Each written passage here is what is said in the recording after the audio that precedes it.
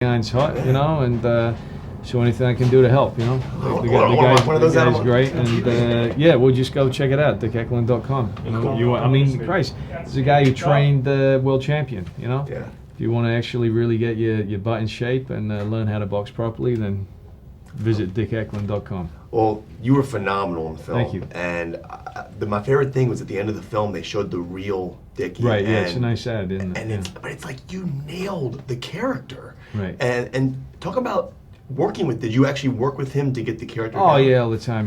We hung out together in Lowell, going around all these old haunts, going to bars, going to the crack houses that he used to hang out in, going to various homes, going to the bars that he's allowed in, so not a number that he's not allowed in, meeting with different policemen who would tell me how many times they've arrested Dickie over his life and everything.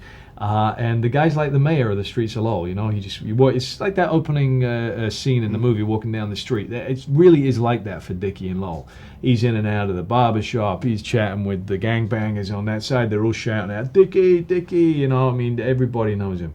And thank God he enjoyed our relationship. We hung out an awful lot at Mark's place. We would spar, we would train together in the boxing ring that Mark has at his house. Mickey and Dickie and Mark and myself, for a good 3 weeks or something like that. We were just together every day. And thank God Dickie liked it, because otherwise he could have just caused such havoc and just closed down the damn production, because he's got that power in Lowell, Now, you actually, my favorite parts of the movie was he's going through his struggles, but he does triumph. He does, because when he goes to jail, he comes out, he becomes a better person. Right. But the mentality that you had to get into that crack addiction, and that losing that weight, how hard is that for you? How much weight did you lose, by the way? I never got on a scale. I just wanted to look right, so it didn't really matter to me about what the numbers were. Right. I had a couple of reasons. I had to look like a welterweight, which I don't look like naturally, but also had to be able to portray the crackhead side of it. But then also, after he went to jail, he got clean, and he's always very wiry, the guy's in his 50s, he's still got a six-pack, but to be able to look healthier for that period of the movie. Now, what's interesting about the role is that the fighting aspect. How I want to look cool in a boxing stance. I don't know how to, what do you with the right arm on the top, left arm on the bottom? Because you had it down in the movie. I want to get that cool boxing stance. All right, well, there you go. Visit him. I'll visit him. All right. He will sort you out. He will get you straight very quickly about it. Now, when you were younger, were you a fighter? Did you ever get in fights in school? Because I was always the kid who got picked on, but I never. Do you remember your first fight? I had tons of them. As a kid, they were fun. When you're younger, they're fun. It's kind of a rite of passage. You hit a certain age, and it stops being so fun because it becomes serious. Right.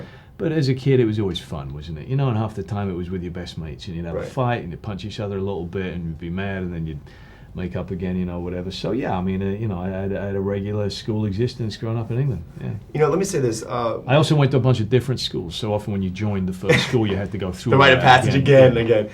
One thing about you as an actor, and I've always found myself to be able to suspend my disbelief. I don't even think of Christian Bale. I think of the character that you're playing. Thank you very much. That's exactly what I hope people do. Yeah, and Patrick Bateman, and then now Dickie. It's unbelievable when the camera shuts off and you leave set for the day, and you're still in the middle of the production. Are you still Dickie when you leave set? I don't really think about it that much. I know I don't leave it behind because I find it tricky to ramp up to it again. It takes me a long time to know what I'm doing, and therefore it tends to take a long time to forget what I'm doing as well. But I leave it to other people to decide about what I do. I don't have any particular technique. I don't follow any sort of style. I don't do anything intentionally. It's just whatever is needed on the day. And then I just trust, friends and family tell me whether, I'm lost, I'm gone, I'm somebody else, or I'm kind of still there. I don't judge myself on that. This seems like a character you're really proud of playing. I can tell. I just had a lot of fun. I really had a lot of fun. I was seeing a dog yesterday. Your dogs put their head out the window and their ears are flapping and their jaws are flapping, and they just they look like they're having the best time of their lives. And I was like, that was what I felt like when I was playing Dickie. It just felt right. It was the right time, right place, everybody, the right people. And that's very much what Dickie's like. He's like a dog with his head out the window. And no matter what the situation is, he's loving life, and that's what I love about him. He's gone to the darkest spots, and he's come back, and he's like that dog with his head out the window still. Well, congratulations on the role. You were phenomenal. Thank you. It's an honor to meet you. Thanks very much. Thank you so much.